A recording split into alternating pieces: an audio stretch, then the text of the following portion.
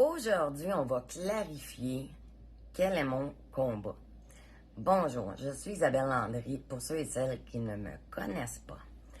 Aujourd'hui, je veux clarifier la raison pour laquelle je fais ce que je fais, car c'est mal interprété, puis mes intentions sont loin d'être malveillantes. Au contraire, je crois qu'elles sont profondément humaines et orientées vers le bien-être des enfants et de leur famille.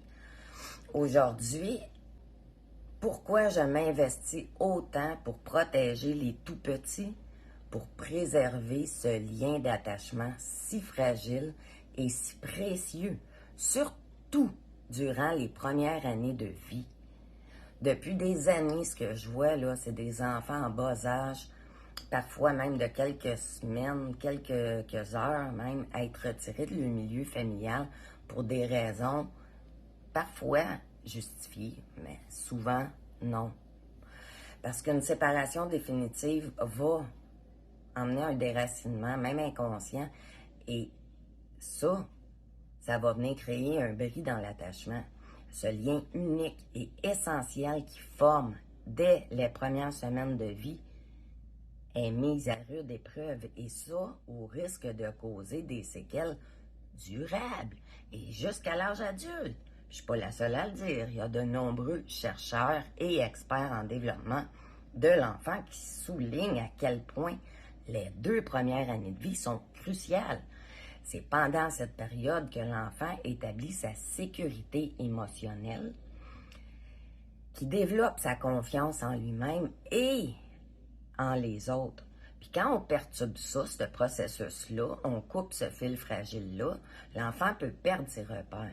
Il peut grandir avec un sentiment de vide, une difficulté à tisser des relations authentiques et stables, une peur de l'abandon qui va persister jusqu'à l'âge adulte.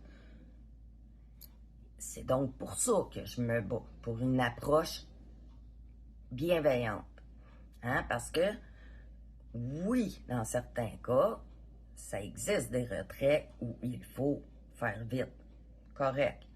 Mais pourquoi on ne met pas des services concrets et adaptés? Par exemple, des interventions à domicile qui permettraient aux parents d'apprendre à prendre soin de leur enfant, des aides qui leur offriraient un moment de répit, un soutien moral et éducatif. Imaginez, là, une jeune maman qui sait même pas comment allaiter ou comment, à part ce qu'elle a appris à l'hôpital, elle sait rien. Puis là, le bébé qui pleure toujours, le manque de sommeil, en tout cas, Puis là, au lieu de l'accompagner, on va la juger et lui retirer son enfant.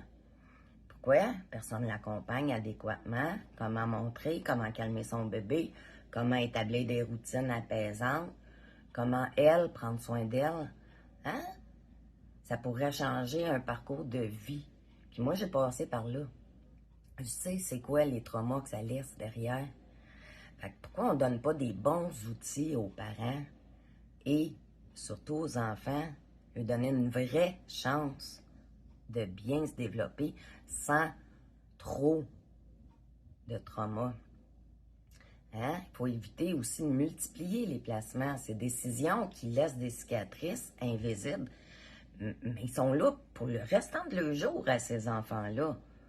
Alors à vous qui vous demandez pourquoi je fais tout cela, la réponse est simple.